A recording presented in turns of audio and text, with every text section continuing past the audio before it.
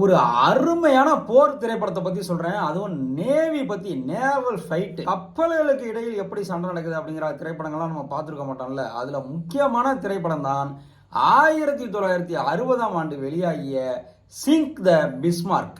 இது ஒரு வரலாற்று நடந்த உண்மை சம்பவத்தை அடிப்படையாக கொண்டு எடுக்கப்பட்ட திரைப்படம். இந்த படத்தை நீங்க பார்க்கறதுக்கு முன்னாடியே இரண்டாம் உலக போரை பத்தி ஒரு சுருக்கமா ஒன்று சொல்றேன். அப்பதான் உங்களுக்கு ரொம்ப ஈஸியா புரியும்.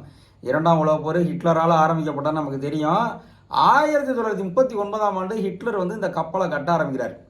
ஜெர்மன் உலக போர் அப்படின்னாலே நம்ம தமிழ்நாட்டில் இருக்க எல்லோருக்கும் தெரியும், எம்டன் அப்படிங்கிற கப்பல் தான் ஞாபகத்துக்கு வரும் இல்லையா? எம்டன் மகன் அப்படின்னு கூட ஒரு படம் எடுத்தாங்க. ஏன்னா எம்டன் கப்பல், ஜெர்மனியை சேர்ந்த எம்டன் கப்பல் முதலாம் உலக போரில் சென்னை வரைக்கும் குண்டு போட்டு போனுச்சு. அதை விட பல மடங்கு பலம் வாய்ந்த ஒரு கப்பல் தான் பிஸ்மார்க். 1939ஆம் ஆண்டு ஹிட்லர் இதை வடிவமைக்க ஆரம்பிச்சாரு. 41லயே முடிச்சிட்டாங்க. அவ்வளோ பெரிய கப்பல். இதில் உளவு தகவல்கள்லாம் கிடைச்சி கிட்டத்தட்ட அமெரிக்கா, பிரிட்டன் எல்லாம் அரண்டு போயிட்டாங்க. அந்த கப்பல் மட்டும் முழு வீச்சில் கடலில் இறங்குனுச்சு அப்படின்னா நிச்சயமா நேச நாடுகளுக்கு தோல்விதான் அப்படிங்கிறது அவங்களுக்குலாம் உறுதியாக தெரிஞ்சிருந்துச்சு. அவ்வளவு பலம் வாய்ந்த கப்பலை இவங்களெல்லாம் கட்ட முடியலை. ஜெர்மனி எப்படி அவ்வளவு பலம் வாய்ந்த கப்பலை கட்டினாங்கிறதே அவங்களுக்கு ஆச்சரியமா இருக்கு. அது களத்துக்கு வந்துட்டா நம்ம என்னடா பண்றது அப்படின்னு இவங்கெல்லாம் புலம்பிக்கிட்டு இருந்தாங்க.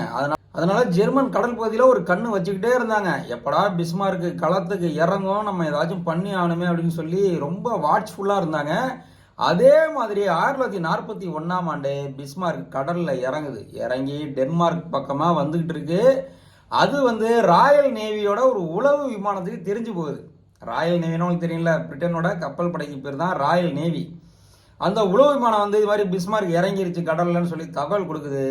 உடனே அந்த டென்மார்க்ல பக்கத்துல இருந்த ஒரு பிரிட்டிஷ் நேவி கப்பல் HMS ஹுட் அப்படின்னு பேரு, அது போய் ஃபேஸ் பண்ணுது. ஒரே நிமிஷம் தான் பிஸ்மார்க் கப்பல் அந்த ராயல் நேவியோட கப்பலை மூழ்கி அடிச்சிருது. உலகமே ஸ்டன் ஆகி போயிருது. என்னடா அது பிஸ்மார்க் ஒரு நிமிஷத்துலேயே மூழ்கி போச்சு நம்ம கப்பல் அப்படின்னு சொல்லி இந்த நியூஸ் வின்ஸ்டன் சர்ச்சிலுக்கு போது. வின்ஸ்டன் சர்ச்சில் ஒண்ணுமே சொல்லணும்னா சிம்பிளா ஒரே ஒரு கமெண்ட் தான் கொடுக்குறாரு, சிங்க் த பிஸ்மார்க் அப்படிங்கிறாரு. அதான் இந்த படத்தோட title, sink the Bismarck at any cost அப்படின்ட்டாரு வின்ஸ்டன் சர்ச்சில். வேற எதுவுமே சொல்ல, எவ்வளவு வேணாலும் செலவு பண்ணுங்க, பிஸ்மார்க் கப்பலை மூழ்கடிங்க அப்படின்ட்டார். அதைத்தான் இந்த படம் எடுத்திருப்பாங்க. அவ்வளவு அருமையா எடுத்திருப்பாங்க. இது வரலாற்று நடந்த உண்மை சம்பவம். அந்த போர் அவ்வளவு அருமையா இருக்கும்.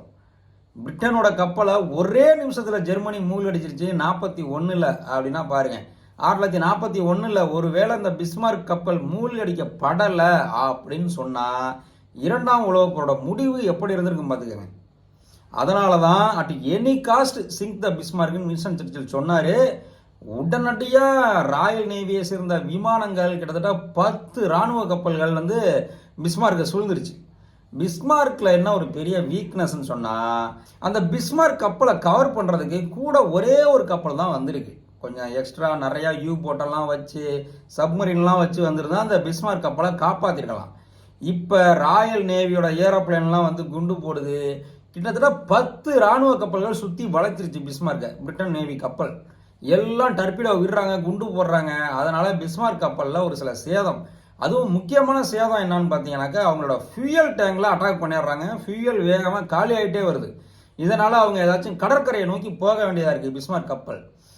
இவ்வளவு பேர் அட்டாக் பண்ணியும் பிஸ்மார்க் கப்பலை அவளை எளிதில் வீழ்த்த முடியல. அது பதிலுக்கு பதில் எல்லாத்தையும் அட்டாக் பண்ணுது. மேற்கொண்டு 2 பிரிட்டிஷ் கப்பல்கள் மூழ்கி போயிருது.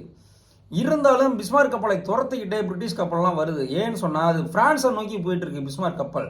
ஃபியூயல் டேங்க் காலியா போயிடுச்சுல்ல, அதை சரி பண்ணணும்ல. அதனால பிரான்ஸ் அப்ப பிடிச்சிருந்தாங்க. அதனால ஜெர்மனி கிட்டத்தட்ட இப்ப பிரான்ஸ்ல பாதி பகுதியை பிடிச்சிருந்தாங்க. அதனால அங்க போறாங்க. பிரான்ஸ்ல இருக்க கடற்பகுதிக்கு போய் சரி பண்ணி கொண்டு பிரான்ஸை நோக்கி கப்பல் போகுது.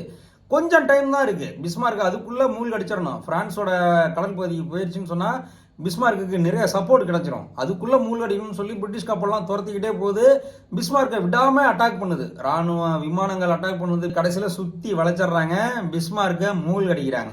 இது உண்மையிலேயே நடந்த வரலாற்று சம்பவம். அதை இந்த படத்துல தத்ரூபமா எடுத்திருப்பாங்க. 1960ல் வந்திருக்கும். யூடியூப்ல ஃப்ரீயா கிடைக்குது. பிளாக் அண்ட் ஒயிட்ல தான் இருக்கும். இருந்தாலும் போர் பட பிரியர்களுக்கு ரொம்ப அற்புதமா இருக்கும். அந்த டெக்னிக்கல் வேர்ட்ஸு, ஸ்ட்ராட்டஜி, டாக்டிக்ஸ் அதெல்லாம் பார்த்தீங்கன்னா அருமையா இருக்கும். பிஸ்மார்க் கப்பலோட பிரம்மாண்டம் அவ்வளோ அருமையா இருக்கும். சும்மாவா அத்தனை கப்பல் சேர்ந்தும் மூழ்கி அடிக்கவே முடியலை. ஒரு நைட்டு ஃபுல்லாக அது தாங்கிருச்சு. ஒரு நைட்டு தாங்கி பிஸ்மார்க் கப்பலை இவங்க மூழ்கி அடிக்க வந்து விடிஞ்சு போயிடும். அந்த அளவுக்கு தாக்குதல் நடத்தி பிஸ்மார்க் கப்பலை மூழ்கி அடிச்சிருப்பாங்க. ஜெர்மனி மட்டும் 1941 இந்த மாதிரி மிகப்பெரிய கப்பல்கள் இன்னும் நிறையா கட்டி ஒழுங்கான பாதுகாப்போடு அனுப்பியிருந்தா நல்ல வேலை நேரம் ஹிட்லர் கையில் உலகம் சிக்கிட்டு நாசமாக போயிருக்கும். பாருங்களேன், நமக்கு தெரியாது, இது ஒரு சின்ன விஷயம். ஒரு கப்பலை பிரிட்டிஷார் மூழ்கடிச்சனர் அப்படின்னு தான் நம்ம நினைப்போம். ஆனால் அந்த சின்ன விஷயத்துக்கு பின்னாடி எவ்வளோ பெரிய வரலாற்று சம்பவம் இருக்குது. வரலாறே மாறிடுச்சு பாருங்க. அன்னைக்கு மட்டும் பிஸ்மார்க்கை மூழ்கடிக்காமல் இருந்திருந்தா நிச்சயம் ஜெர்மனியை நேச நாடுகளால் வீழ்த்தி இருக்க முடியாது. ஏன்னு சொன்னால் திரும்பி அது மாதிரி ஒரு கப்பலை கட்ட ஜெர்மனி கிட்ட நேரமும் இல்லை, பணமும் இல்லை அந்த டைமில். ஏன்னா அவங்க முழு மூச்சா போரில் இறங்கிட்டாங்க. போரில் இறங்கின உடனே இந்த கப்பலை வச்சு நம்ம காரியத்தை ஈஸியாக நினைச்சிடலாம்னு நினச்சாங்க. பிஸ்மார்க்கின் முதல் பயணத்திலேயே அது மூழ்கடிக்கப்பட்டு விட்டது. இல்லாட்டி எம்டன் வந்து இந்தியாவில் குண்டு போட்ட மாதிரி பிஸ்மார்க்கும் வந்து இந்தியா வரைக்கும் வந்து குண்டு போட்டிருக்கும். இந்த படத்தை பிரிட்டனில் எடுத்தாங்க. லூயிஸ் கில்பர்ட் அப்படிங்கிறவர் டைரக்ட் பண்ணியிருப்பாரு. 1960 வெளியானது. 20th செஞ்சுரி ஃபாக்ஸ் தான் டிஸ்ட்ரிபியூட் பண்ணியிருப்பாங்க. கென்னத் மூர், டானா வின்டர் இவங்க தான் ஹீரோ ஹீரோயின். அருமையாக நடிச்சிருப்பாங்க. போர் காட்சிகள்லாம் தத்ரூபமாக இருக்கும். ராயல் நேவி போய் அட்டாக் பண்ணும், ராயல் ஆர்மி, ராயல் ஏர்ஃபோர்ஸ் போய் அட்டாக் பண்ணும். அப்படின்னா பார்த்துக்கோங்க இந்த படம் எப்படி இருக்குன்னு சொல்லி. படம் அந்த காலத்தில் செம வசூல். இப்போ 1 லட்ச ரூபாயில செலவு பண்ணி படம் எடுத்தாங்கன்னு வச்சுக்கோங்க, அது கிட்டத்தட்ட 3.5 லட்சம் வசூல் பண்ணால் எப்படி இருக்கும்? கிட்டத்தட்ட 2.5 லட்சம் லாபம் இல்லையா? அந்த மாதிரி லாபத்தை கொடுத்த ஒரு திரைப்படம். இந்த படத்தோட ப்ரொடியூசர் யாருன்னு கேட்டிங்கன்னா ஜான் பிராட்போன் அப்படிங்கிறவர். அவர் வேற யாரும் இல்லை, லார்டு மவுண்ட் பேட்டன் இருந்தார்ல இந்தியாவில், அவருடைய மருமகன்.